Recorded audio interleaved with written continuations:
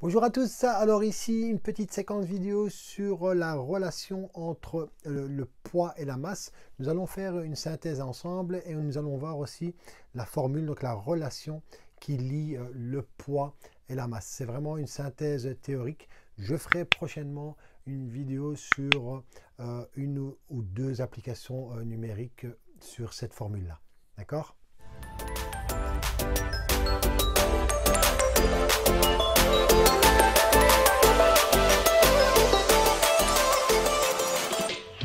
Donc voilà, alors la relation entre poids et masse. Alors il faut savoir que le poids, d'accord, le poids, c'est une force.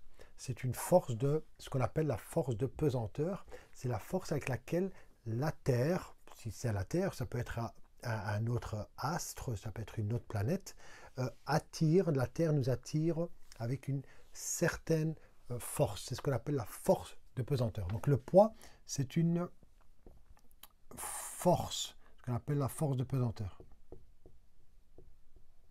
D'accord? Exercée par la Terre sur les objets.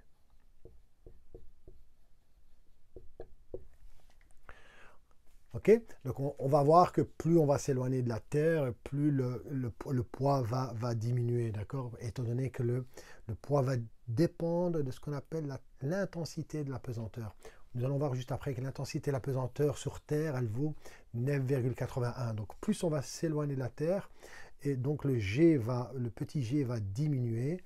À ce moment-là, le poids va diminuer, d'accord? Donc, mais retenez que c'est une force avec laquelle la Terre nous attire. Tandis que la masse, elle, c'est une quantité de matière. Quantité de matière. Ce n'est pas une force. D'accord? Le poids, c'est une force. La masse, c'en est pas une. Très bien. Alors, si le poids, c'est une force, on peut dire que c'est une grandeur vectorielle. Grandeur vectorielle, je rappelle que c'est une grandeur qui se caractérise par une direction et par un sens. Donc le poids a une direction qui est verticale et le sens, c'est toujours vers le bas. Donc le poids s'exerce toujours de façon verticale et vers le bas. Donc, retenez, grandeur vectorielle. Donc on peut la représenter avec ce qu'on appelle avec un vecteur. Tandis qu'une masse, elle, c'est une grandeur scalaire. C'est une grandeur scalaire, c'est-à-dire que elle se caractérise uniquement par son intensité. On dit, voilà, cet objet a une masse de 20 kg. D'accord? Il n'y a pas de direction, il n'y a pas de sens. Uniquement par son unité. C'est ce qu'on appelle une grandeur scalaire. Très bien. Si le poids est une force, il se mesure en newton. Donc son unité, c'est le newton. Le symbole grand N. D'accord? Tandis que la masse, son unité, en physique, on utilise le kilogramme. C'est ce qu'on appelle une unité fondamentale. C'est le kilogramme.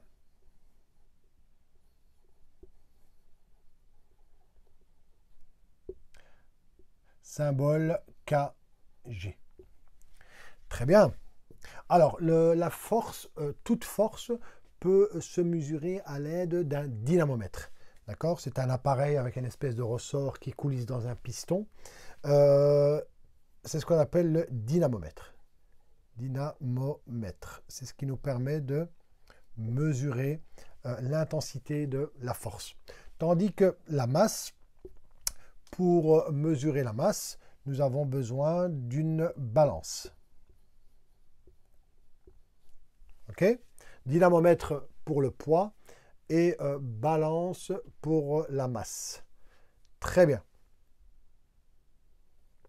Alors une chose importante aussi que je voulais rajouter, on a dit au tout début que le poids va dépendre de la gravité. Donc si on est sur Terre, si on s'éloigne de la Terre, si on est sur la Lune, le poids va changer étant donné qu'il va dépendre de la gravité. Donc on peut dire que le poids, lui, c'est une grandeur qui est variable. C'est une grandeur qui est variable puisqu'on dépend de l'endroit où on se trouve. D'accord?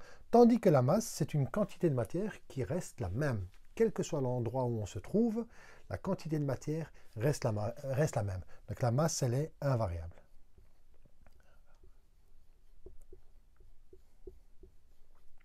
Invariable. Très bien. On peut rajouter le symbole du poids en physique. Alors on peut soit parler de grand P, d'accord? Alors avec une petite flèche au-dessus, hein, comme c'est une grandeur vectorielle, on met une petite flèche au-dessus. Ou bien, si on parle de force de pesanteur, parce que c'est une force de pesanteur, on pourra l'écrire de cette manière-là. Grand F avec un petit indice, petit p pour pesanteur. D'accord? Et le symbole de la masse, c'est petit m. Ne pas confondre avec le mètre. Hein. Le mètre, c'est une unité, tandis que la masse, c'est une grandeur. Donc petit m pour la masse et grand P pour le poids. Je pense qu'on a fait le tour au niveau de la comparaison. Maintenant, voyons voir un peu la relation qu'il y a entre les deux. Alors, on a dit que le poids va dépendre, est proportionnel à la gravité et donc va être lié directement à la masse. Donc, la relation qui lie le poids à la masse, c'est P est égal à M fois petit g. G, c'est ce qu'on appelle la gravité, l'intensité de la pesanteur. Et je rappelle qu'elle vaut 9,81 newtons par kilogramme sur Terre.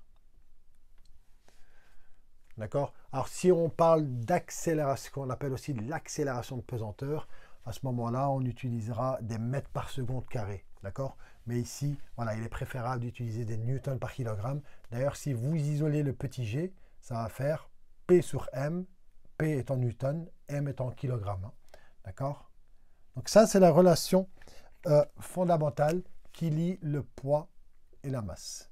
Le poids est égal à la masse fois petit g. Si la masse augmente, bah, le poids va augmenter, d'accord? Je serai beaucoup plus attiré par la Terre. Et si petit g augmente, bah, le poids va aussi augmenter, il sera directement proportionnel. D'accord? Un moyen mnémotechnique pour retenir ça, on peut mettre un triangle. D'accord? On peut mettre le poids ici au-dessus, la masse ici et petit g juste en face de la masse. D'accord? Alors, la barre ici horizontale représente la division. Et ici, entre la masse et le petit g, c'est une multiplication. Donc, si je veux le poids, c'est m fois g, comme je l'ai expliqué ici. Si je veux la masse, ça sera le poids divisé par g. Imaginons il y a un exercice où je dois calculer le petit g, ben, ça sera le poids divisé par la masse. Voilà la relation, voilà la comparaison entre le poids et la masse. Voilà la relation fondamentale qui lie le poids et la masse. Et comme je vous ai dit, je ferai une vidéo où je prendrai un ou deux exercices pour vraiment appliquer cette formule. Voilà, la séquence est terminée. Si vous avez des questions, n'hésitez pas et je vous dis à très bientôt. Au revoir.